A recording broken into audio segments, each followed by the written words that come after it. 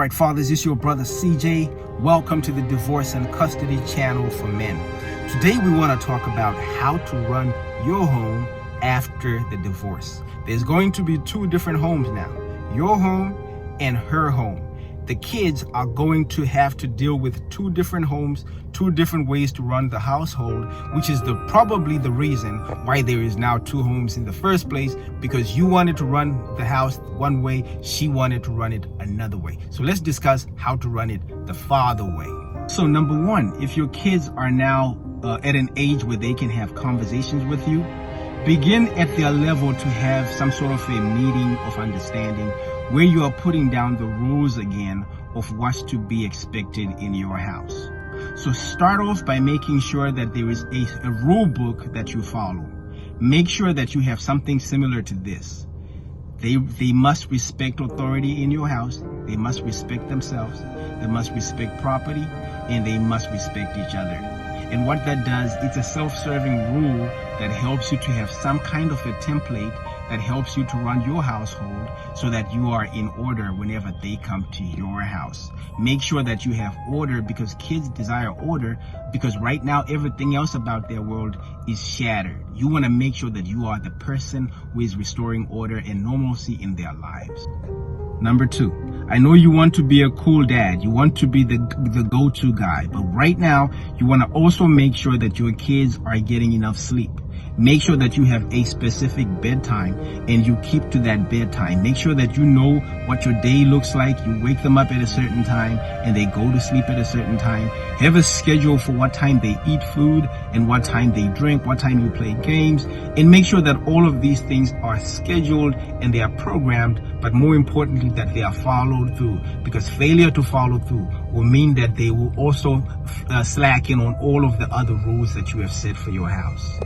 Number three, focus on being the fun guy. It's most likely that at their mother's house that there's going to be way more rules than yours, or there's going to be no rules at all, but there might be a lot of yelling and shouting over there. Make sure that your house is a house of peace, a house of love. Make sure that you are the go-to guy for that, because you are the father. You are able to entertain them. You are able to take them to places where they can have fun, where you can even join in. So make sure that you are involved with them. Whenever you are with them, be involved in their games.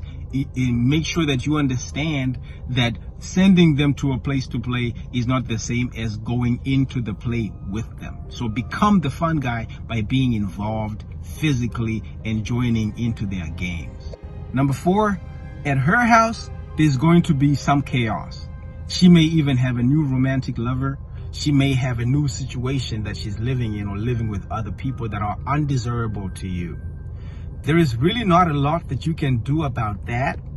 What you can do is at least make sure that when they're at your house, they have the best experiences.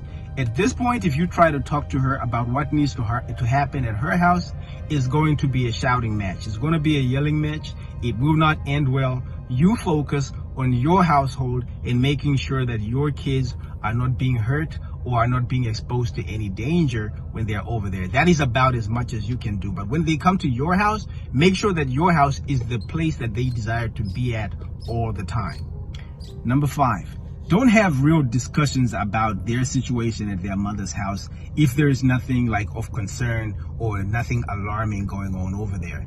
Right now, focus on your household and make sure that your kids feel good enough being at your house, just as good as they feel being at her house. Don't be discouraging in any way or shape or form from them being over there. Don't badmouth their mother. Don't speak anything negative. Be about as positive and confident as possible, because guess what?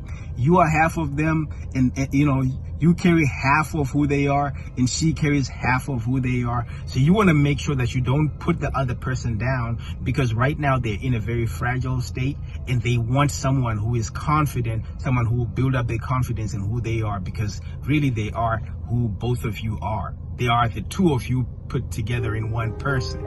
So you want to be able to make sure that you're building up their confidence, because anything negative is going to start bringing them down. All right, fathers, let me know what you think, whether you agree, disagree, right here in the comments. And also, don't forget to hit like and subscribe and hit that notification bell to support the channel. And if I have the ebook, The 10 Things That Your Lawyer Won't Tell You About Divorce and Custody, you can get that right here at this link. And also, if you want to set up some one-on-one time for your specific divorce and custody case for coaching, then you can also schedule that at my link right here. Now, in the meantime, and in between time, it's CYA. Cover your assets.